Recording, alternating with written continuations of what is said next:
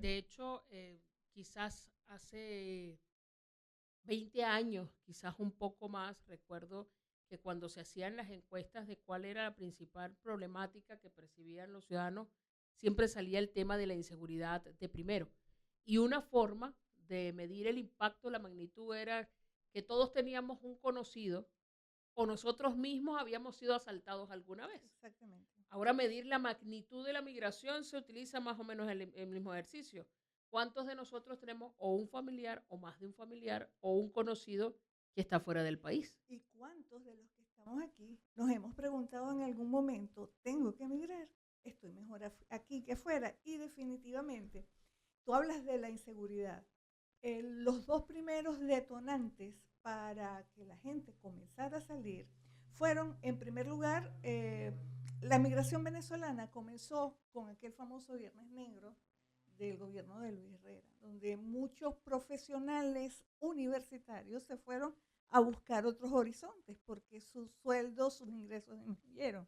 Después, otro gran impacto profesional fue el paro petrolero, donde personal capacitado, solicitado en el mundo, buscó mejores horizontes afuera. Pero después, en las personas que se migraban, había una constante, ¿no? Había a veces un hecho que disparaba la decisión de salir en los primeros años. Estoy hablando de hace 20, 18, 15. Y es haber sido víctimas ellos o una familia o un familiar cercano de violencia por asalto, por estafa, por alguna de estas razones que los llevaban a irse. Ya después las razones fueron variantes, pero era una constante. O sea, la decisión venía de me secuestraron, me asaltaron, tengo miedo a que le pase algo a mis hijos. Ya después las razones fueron o han ido cambiando a medida que ha transcurrido el tiempo. Sí, sí, recuerdo, hay casos emblemáticos de famosos, por ejemplo, recordemos ahorita a Ricardo Montaner, Sí. que decidió irse del país después de un secuestro express. Y así, él por famoso se conoció su caso, pero cientos de venezolanos con los que hemos conversado efectivamente que empezaron en una ola migratoria más silenciosa, quizás porque era en menor escala. ¿Qué otros elementos se fueron agregando que fueron impulsando y la convirtieron en un momento en una cosa que le Sí. llamó la atención al continente por la cantidad de venezolanos que iban saliendo? Mira, cuando uno estudia migraciones, los teóricos hablan de que hay factores expulsores y hay factores atrayentes. Los factores expulsores son muchas veces de índole económica. Eh, no me alcanza lo que tengo, en otro país voy a vivir mejor. Eh, y atractores es qué es lo que tú decides, por qué tú decides irte a un país y no a otro. Muchas veces eso se debe a que tienes a alguien afuera, a que ofrecen facilidades jurídicas para establecerse e irte en santa paz sin temor a la migra de cada país. Entonces todas esas cosas van influyendo en la medida, en la decisión de migrar. Y también hay que mencionarlo, es algo de un espíritu colectivo. O sea, mi familia migró, yo me voy también. Esas son las primeras. Ya después se van sumando otras como reunificación familiar, como está de moda, yo no me voy a quedar atrás, yo no voy a ser el que no lo hace. O sea, son factores que concomitantes alrededor del fenómeno.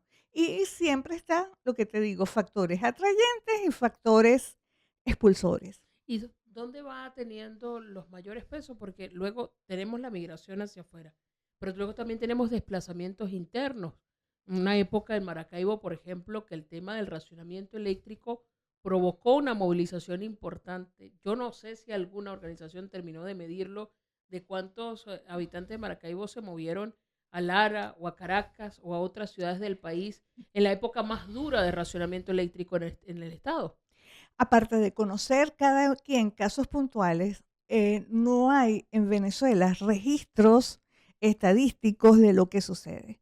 La migración existe, incluso han habido migraciones internas dentro de la ciudad. Y las migraciones dentro de un mismo país, allí comenzaron nuestras migraciones originariamente, cuando las migraciones internas de Venezuela, cuando se migró a los centros productores de petróleo o al centro urbano Caracas en busca de mejores oportunidades.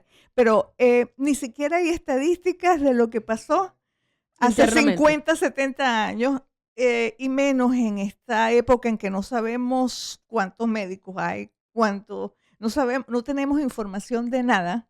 Es imposible, o al menos en este momento, yo no me he topado y estoy siempre pendiente del tema con estadísticas que ilustren cómo ha sido este proceso migratorio. Ahora, así como hay cosas a las que aspira la gente y elementos que le obligan a la gente a tomar, o digamos le obligan, pero ponen una importante carga de presión para que la gente termine tomando estas decisiones, también hay un montón de cosas que se dejan atrás Sí. y unas relaciones que se rompen. Yo siempre pongo un ejemplo de la vida personal, ¿no? Bueno, uno tenía una red de apoyo para sus cosas cotidianas. Me gusta el pan de esta panadería, el carro lo repara este mecánico, la peluquería a la que voy es esta, y así, ¿no? Y de pronto la peluquera se fue, el mecánico se fue, el panadero se fue, y hay que recomponer otra vez Mira, esa red en la que uno se desenvolvía y el vecino se fue y al primo le cantas el cumpleaños por una llamada en el teléfono. yo allí hablaría de 3 cosas. En primer lugar, los viajes de antes en los que migraban las personas eran unos viajes en los que se cortaba toda comunicación. Hoy en día incluso vas supervisando el viaje, ya te montaste en el avión, ya pasaste la aduana, ¿qué te dijo el señor de la aduana? ¿Te metieron al cuartico? ¿No te metieron al cuartico? ¿Cómo estuvo el camino? Por un lado. Por el otro lado, también tú hablaste de las rupturas de las relaciones cotidianas, del know-how, de cómo manejo yo las cosas. Es más, tú te vas a Caracas y no tienes mecánico en tu carro. Pero también es las reuniones de los domingos, la reunión del 31, en la mesa en la que habían más sillas que puestos en la mesa. Ese tipo de cosas cuesta. Y en tercer lugar, la formación de comunidades afuera. Tú te desestructuras del mundo donde estás, pero donde llegas, te consigues, primero te tienes que integrar a donde estás, pero como nuestra migración ha sido tan masiva, consigues que hay montones, o sea, que no te cuesta recomponer tu ambiente, incluso tus hábitos. Recientemente estuve en Chile y te cuento, yo, maracucha, que come pastelitos, que come tequeños, enfrente de donde yo me quedé estaba Sabor Zuliano. Al lado, una venta de tequeños, la chicha maracucha en la esquina. Y la chinita en la iglesia. La fiesta de la chinita se había planificado hace poco. Entonces, todas esas cosas haces comunidades afuera. Reestructuras tu vida afuera y a veces mantienes las relaciones, por ejemplo, y muchas veces los migrantes, como uno migró primero y otros siguieron después, van migrando a los mismos lugares y terminas a veces con un grupo cercano, reducido, pero de personas cercanas que vivieron contigo en tu entorno local. Vivías en el 23 de enero y ahora muchos del 23 de enero viven en tal barrio de Colombia.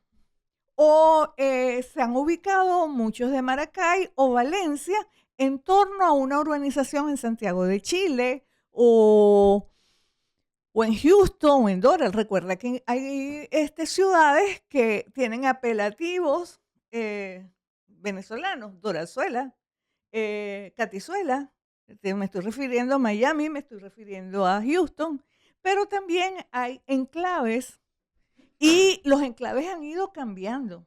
Por ejemplo, en mi investigación abarca toda inmigración, pero se centra mucho en Argentina. Los primeros argentinos que llegaron, que eran clase media alta, los primeros venezolanos que llegaron. Los primeros venezolanos que llegaron se centraron en zonas de muy buen nivel en Buenos Aires. ¿Pero por qué? Porque no migraban por desesperación y no migraban por falta de trabajo. Y venían de buenas condiciones en Venezuela y querían Mantener su estatus de confort. mantener su estatus. O sea, la resiliencia era tal que pagaban más por el alquiler, con sueldos que tampoco eran maravillosos, pero necesitaban saber que habían ido para mejor, no para peor. Decíamos, bueno, una cosa es lo que pasa en Venezuela con los que se quedan, otra cosa con los que se van. Entre las verdades y los mitos, entre lo que nos contamos en serio o lo que no contamos a veces para no herir susceptibilidades y otras veces por no reconocer o por sí reconocer. ¿Cómo se viven? ¿Cuáles podrían ser las diferencias marcadas y las similitudes en ese proceso de adaptación de los que se quedan y los que se van? Mira, los que nos quedamos muchas veces es porque tenemos un poco nuestra zona de confort, porque tenemos una edad en la que ya no vamos a conseguir igual de oportunidades, pero muchos de los que se quedan es porque realmente no se pueden ir. A unos abuelos les cuesta mucho migrar, a unos jubilados les cuesta mucho migrar y también se ha visto mucho lo vemos todos los días, está visto que no es posible, no es sustentable los salarios y las jubilaciones que se reciben. Entonces, muchas familias viven a través de el respaldo que significan una remesa. Unos $20 que salvan, unos $30 que te sirven para hacer una mínima compra en un supermercado o para pagar una consulta médica o las medicinas del mes. Entonces, hay una comparación entre el que está acá, siempre dice, eh, me gustaría, deben estar allá mejor, porque si puede hasta mandar plata, imagínate, y te dicen, la hora vale, por una hora en un trabajo obrero, ganas entre 10 y $15. Por Entonces, hora. si sacas la cuenta y dices, me quiero ir. Además, el que está afuera te trata Jala. sí, te trata de atraer, porque quiere curar su nostalgia, curar su necesidad de afecto, de familia, y el que está acá quiere mejorar. Entonces, el que está acá se va detrás de un sueño, y siempre las cosas de lejos se ven mejor. Siempre cuando estás acá, estás pasando un calor bravísimo, En medio de un apagón por racionamiento. en medio de un apagón por razonamiento y el primo te está pasando una foto abrigadito, con ropa bonita, con su iPhone nuevo, su teléfono de alta gama nuevo y no está pasando ese calor y sabe lo que va a comer. Y además, cuando poco se mete el de $80, que es con lo que tú tienes que estirar para vivir un tiempo más largo. Entonces, ese tipo de cosas hacen que muchos de los que están se quieran ir. Una vez que lleguen, es otra cosa. Y hay otra cosa. El migrante rara vez manifiesta sus dificultades. Tú revisas las redes sociales o oyes las llamadas y todo lo que te cuentan está bien, está perfecto. Una maravilla. Es una maravilla, pero cuánto trabajo físico, emocional, desgaste significan las horas de trabajo duro sumado a la necesidad de afecto, de compañía, la soledad profunda, aunque tengas muchos amigos, que significa estar en un país distinto al tuyo, a veces con un idioma diferente, con unas formas de hacer las cosas distintas.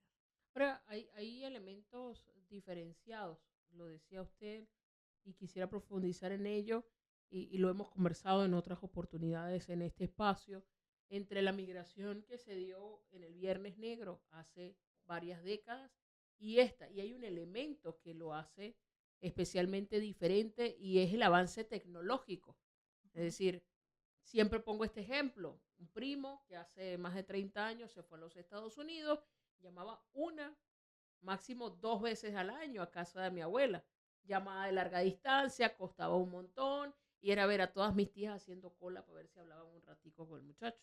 Hoy almorzamos juntos en una videollamada aunque tengamos los amigos y los familiares repartidos por todas partes del mundo o por más de un país. ¿Cuánto influye este elemento diferenciador para adaptarnos más, menos, para sacar más provecho, menos provecho de toda esta situación y verlo con otra mirada? Definitivamente hace que la migración sea menos dura. El hecho de estar de cierta manera involucrado el que está acá con el que se fue y el que se fue con quienes los dejó. Sin embargo, no es solamente la tecnología, es también una forma de vida. No hay migrante que no se haya sentado a llorar una noche, que no se haya acostado con las lágrimas en los ojos. Algunos después toman esto como yo no vuelvo más nunca, mi país no sirve, allá todo es un proceso, más nunca quiero tener Hay otra una herida nacionalidad, profunda. hay una herida, pero siempre, siempre, aunque no lo digas, tú no puedes, a menos que hayas tenido una vida realmente miserable, eh, desfenestrarte del corazón en los afectos que tienes. Pero también hay una cosa que hay que pensar, y es que nuestras migraciones y las personas que han salido, los contingentes que han salido no han sido todos iguales. Las primeras migraciones fueron de clase media, clase media, clase media, clase un poco más alta, y estas migraciones tenían como un nivel diferente y se iban, las primeras migraciones nos llamaban a nosotros los balseros del aire porque nos íbamos en avión, Ujú. se migraba en avión. Después, con las crisis económicas, con los periodos de hambruna, ya fue una migración forzada, fue una migración de supervivencia. Fue la migración de las épocas de la yuca y el mango. Fueron donde aparecieron los caminantes. Donde aparecieron los caminantes fue la época en la que la gente se presentaba en la frontera sin ni siquiera documentos o con una fotocopia de una cédula porque era imposible además acceder a los documentos. Después vino la pandemia que agravó la situación aún más porque el que estaba afuera tenía menos dinero para enviar y el otro estaba acá encerrado. Las fronteras nuestras, sobre todo por Cúcuta, por Maicao, pero también por Brasil, se llenaron de migrantes que eran caminantes que hacían una parte de su migración por tierra, en colitas, montados en camiones. Después veían cómo atravesaban el desierto entre México y Estados Unidos y cómo atravesaban el río. O sea, fue una migración dura.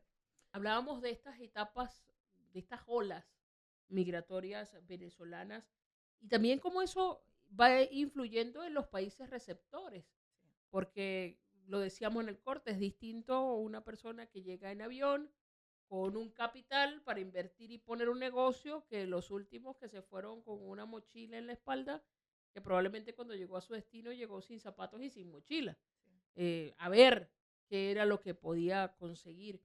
Eh, ¿Cuál es la deuda que tenemos como continente, como sociedad? Además, a sabienda de que este no es un tema exclusivo de los venezolanos, migración hay en todo el mundo.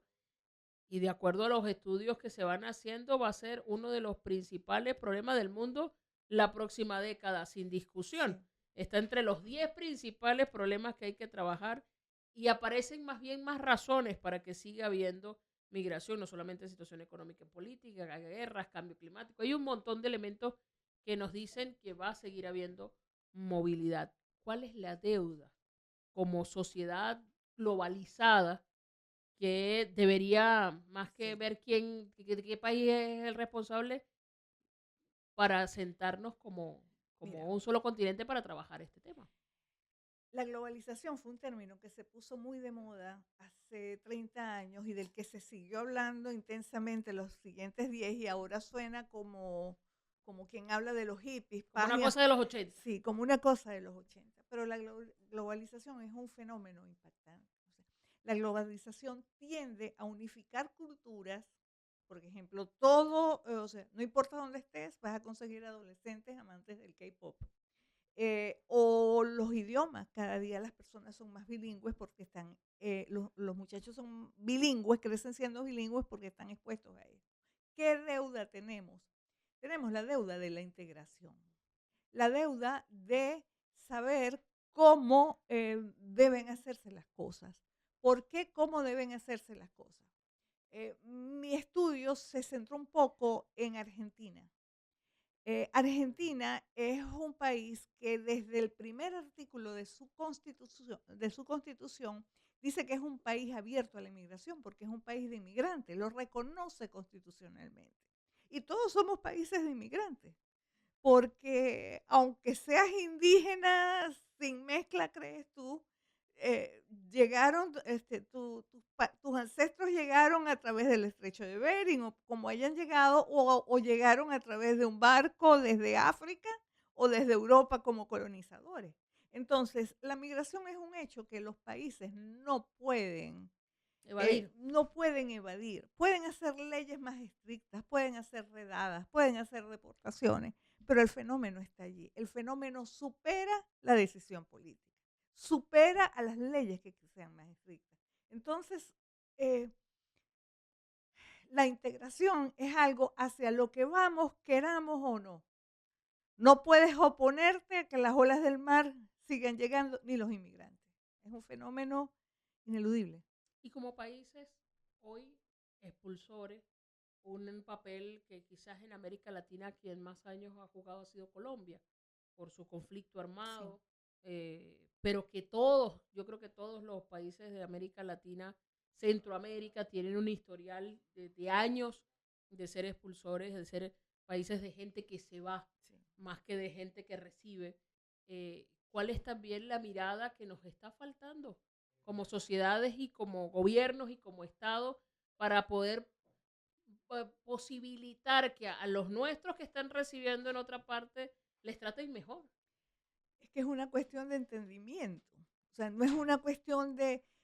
el entendimiento pasa o debe legitimarse a través de instituciones jurídicas, es decir, de leyes que lo permitan, de programas concretos que lo permitan.